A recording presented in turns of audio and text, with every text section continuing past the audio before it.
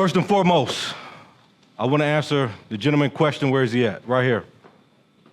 When Isaac Rowe first started this, he said he was sitting in his kitchen area, and he said he got frustrated about men not having programs and things for us to go to and fellowship and find a sense of community. He said, I was frustrated. And he said, God came to him and said, why don't you do something about it? So the foundation of what Man and Me was built upon was a voice from God that told Isaac Rowe to put this thing together. He wrote the vision, he made it plain, and that's how we're here today. So to answer your question, this is built upon the foundational principles of God's voice. And he wrote the vision, made it plain, he was just obedient. And so I'm very thankful for that, because he created opportunity for all of us to be here, to learn, to gauge, to find a sense of community. So that's what I'm most excited about. And so it's just been a phenomenal day. So I want y'all, first and foremost, give yourself a round of applause for being here.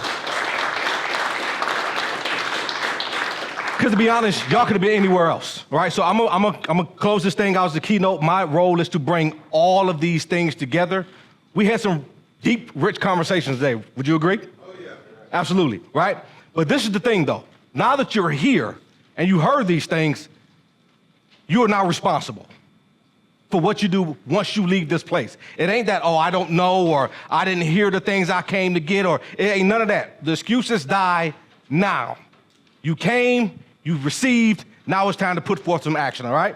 So we journeyed through various conversations and challenges, but it's time to go into a deeper reflection, all right? This is your opportunity. This is your moment to confront the shadows that you've been living in this entire time. Who's ready to escape out the cave that they've been in? Now raise your hand like you mean it. Who's ready to get out the cave that you've been in? Because these caves have hindered you from becoming the man that you want to be, right? And those shadows can be anything. It can be grief and loss. It can be financial instability. It can be relationships, cultural norms, societal expectations. We all have a lot that we have to bear as men. And I was listening to these guys on a panel, and one of my questions that I want to ask was, if you had a choice not to be a man, would you still not be one? Would you be one? Because of the burdens that we have to bear, the cross that we have to bear. It's very tough, right? It's hard being a man. I don't know about y'all, but for me, I've had some hell to go through being a man. And half of these things I didn't ask for. I feel like I was a prisoner from a very young age because my father left me very young. So I was already locked up at an early age and didn't even realize it. Fighting through this trauma, right? So whatever caused you to run into your cave, I want y'all to break out of it today. You know what that is. What caused you to escape and flee to your cave? Was it relationships? Was it failed marriages? Was it I wasn't a good father, or my father wasn't in my life? Was it I just don't know what to do with myself? Did I lose a sense of purpose, identity? Whatever that was for you, it's time to get out that cave. So this is a moment not just to reflect, but this is a call to action. Who's ready to take action? Now y'all say that, who's ready to take action for real? All right, we're gonna take some action. So we discussed quite a few things. My question to you is, now that you received today, what's next? What are you gonna do next? Who's already started formulating a plan that's like, I'm about to do something. Once I leave here, I'm about to go do something. I'm about to put something in motion. Because you had men sit up here and pour out their lives to you, give you tools, give you strategies, tell you how these things work. Who's ready to take action now, and who's gonna do something about it once they leave? That's the thing I'm asking you today, right? So we talked about connections, unmasked, shedding light on relationships. This is what I want you to understand. No matter what type of relationship that you're in, whether it's professional, familiar, personal, the most important thing we must understand is the shadow of expectations. Because believe it or not, somebody got an expectation of you for something somewhere. And a lot of times we live in the shadows of other people's expectations that they have of us, and we don't know how to escape it. As a man, if you are in a relationship, somebody's gonna have an expectation of you. And sometimes we live in those shadows of their expectations, and what we do is we allow other people's sense of urgency and what's important to them cause us to forfeit what belongs to us and what matters most to us. How many of y'all have been guilty of forfeiting what's important to you to meet the expectations of somebody else? Right? It happens all the time, right?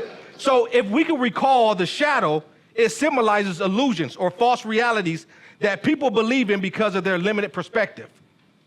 If you're living in other people's shadow, you have a limited perspective of yourself and what you want. And that's why some of us are angry. We're bitter. We have resentment because we allowed other people's expectations of us shape our reality, and we lived in it and we accepted it. It's time to break free of those shadows. It's time to come up out of those. The truth is our relationships are often governed by unspoken rules and societal expectations, and we tend to get trapped in the cycle of communication breakdown and emotional barriers. It's hard. Who in here struggles with communication? It's difficult.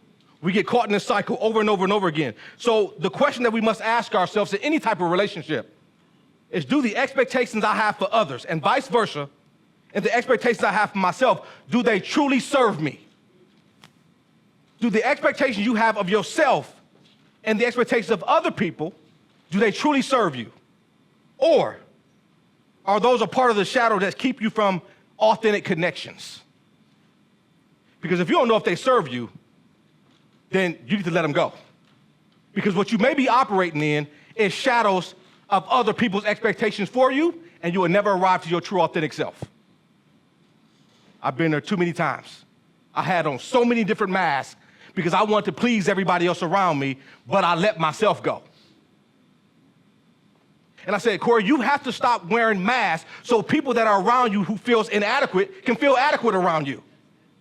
That's not your problem that they feel inadequate around you. You keep being who you gotta be. You keep shining. You keep moving. You set expectations for yourself. And if they got something for you and it don't fit you, it don't serve you, let it go. That's the point we gotta get to in our life.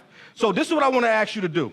Start unmasking your relationships by having courageous conversations. Look at where you're holding back emotionally, and then I want you to challenge your illusions and dare to let yourself shine regardless who like it or not. Who's ready to shine? Who's tired of living in the illusions of other people? Who's tired of saying, I'm not enough? Oh, they expect so much from me in this relationship. They want me to do this over here. My family want me to do this. They need me to be there for them all the time. Sometimes you gotta tell people no. What they say, when Diddy want to party, you just gotta tell Diddy no. Right? You gotta tell Diddy no, right? Sometimes you gotta tell people no, right? So for those of you grappling with broken communication, the first step is vulnerability. Be open, be real, and have the courage to speak your truth, because that's gonna be the only way you break free from the shadows that enslave you and hold you hostage. So when you're talking about relationships, these are the things I want you to take away. Then we talk about breaking free and redefining health and habits, which now we have to address living in the shadows of perfection. We got to address living in the shadows of perfection. I suffer from perfectionitis.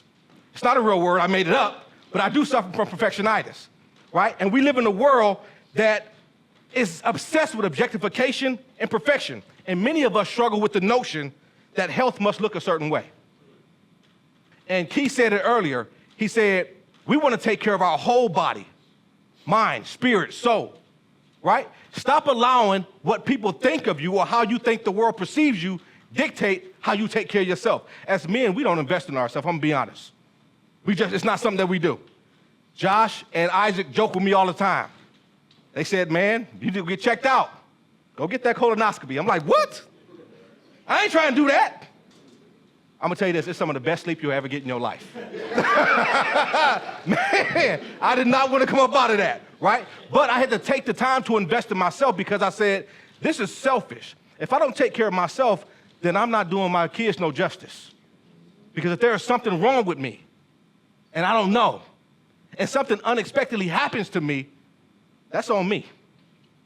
So we gotta start taking care of ourselves and invest in our health as men, right? Be intentional about your health and consistently make small strides to better yourself. Go on walks. Every morning I get up, I do a 2.5-mile walk every morning. The first couple days, my ankle was on fire. But like I always say, ain't nothing in life is gonna be easy. You just get better at doing hard things. I'm gonna say it again. Nothing in life is gonna be easy. You just get better at doing hard things. So I got better at going on my walks. I meditate, I pray. I do small things to help build up myself as a man.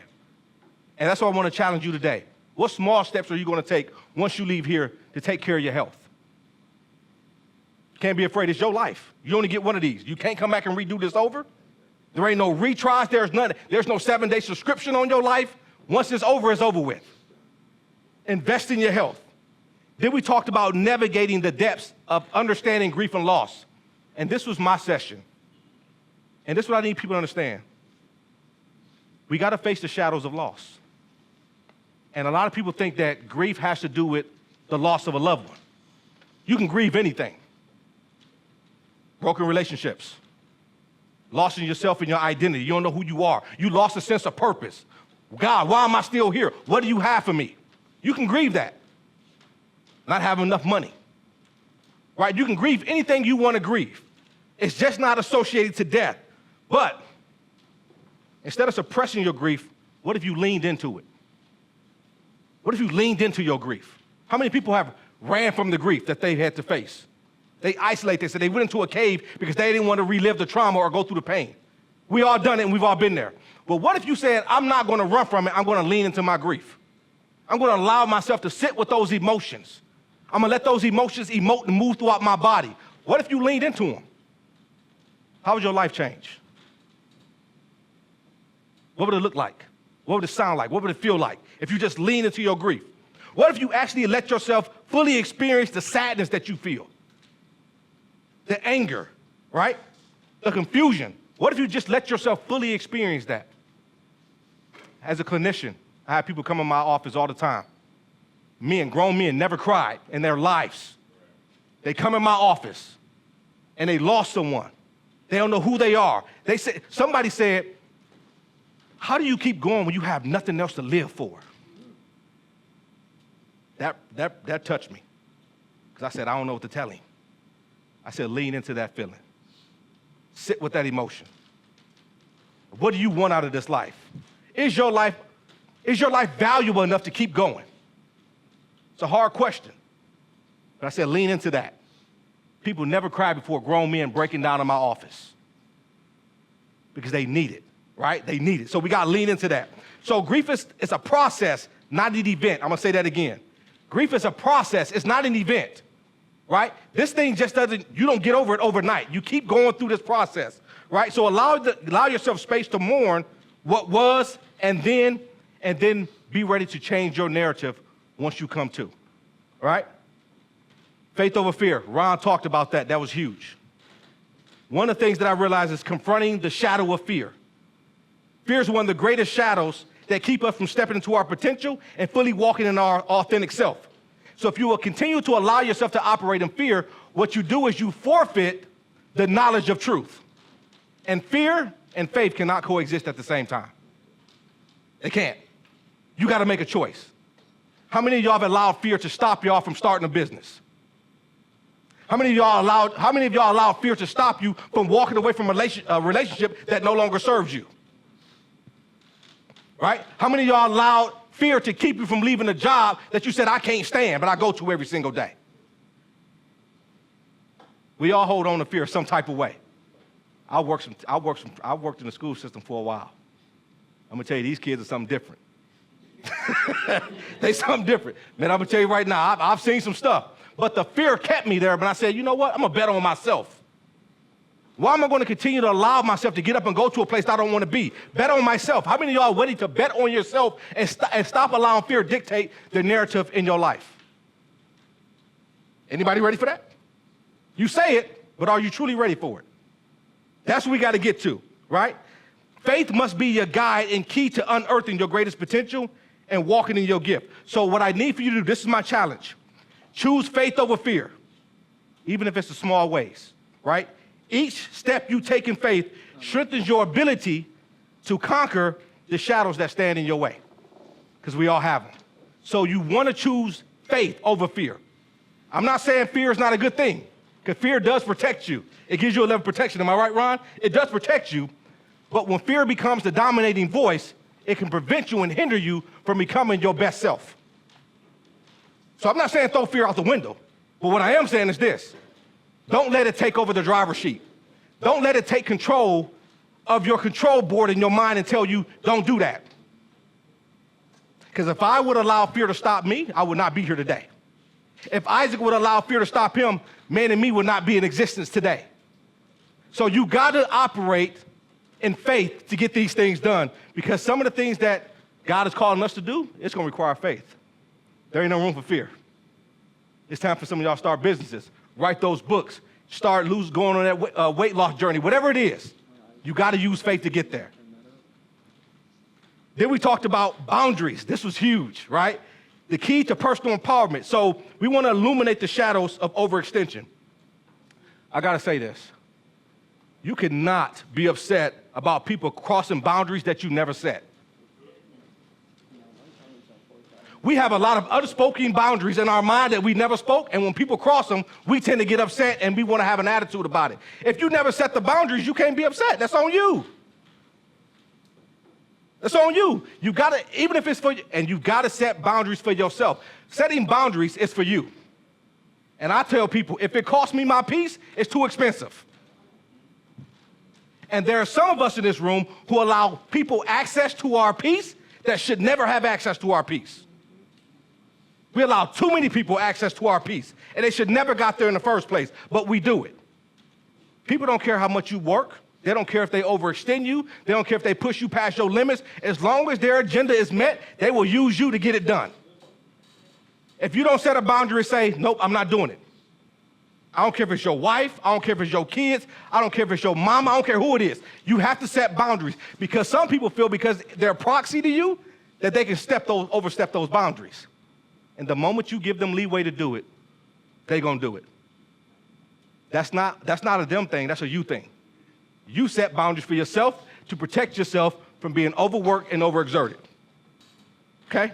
And the last one we talked about is wealth beyond illusion, mastering financial literacy. So we got to disarm the shadows of financial ignorance. How many of you been taught that wealth is only for a certain group of people? How many of you thought that wealth is unattainable for you? Yeah, I thought that. I'm like, I don't have the look, I don't have the dress, I can't attain some of these things, but guess where some of that came from? It came from the ignorance of my parents and the people that came before me who wasn't into financial literacy. So I lived in their shadows of ignorance. And I said, you know what, I gotta break out of that, because I cannot allow their ignorance to become my truth. So I had to figure out how I'm gonna get this money, what I'm gonna do, what I'm gonna put in place to generate wealth for my family. It's a hard thing to do, many hours. And I'm gonna tell you this, it comes with a sacrifice. Because your family gonna want your time, and they also want your money. They can't have both. They're gonna have to choose one or the other. Either you want my time, or you want what I can provide for you. And they're gonna have to make a choice in that regard, right? So you gotta be financially literate and know what it is you want. You cannot be mad about, oh, I'm not making the money I want, when you overspending. When you misappropriate your funds, that's nobody's issue but yours. My man Eric said, live beyond your means, live below your means. A lot of us, we are emotionally driven. That's why we buy all these things. And we hold on to these things because we don't know who we are, so we hide behind symbols that represents wealth.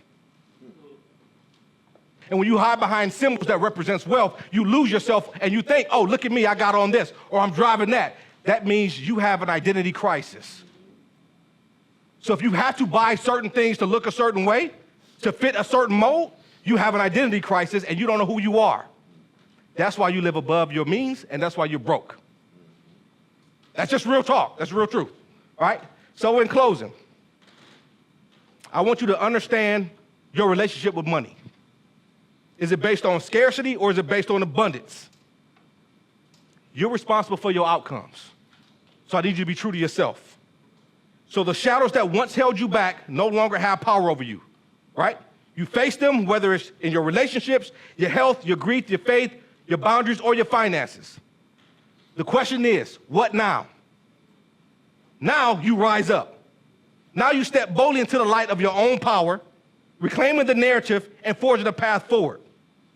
And since we've done this today together, let's ignite the fire within, uplift one another, and take concrete steps to create lasting change. This is your opportunity today, once you leave here, to face the shadows that once held you captive. If you are in the same place this year, and you're in the same place next year, you didn't take action.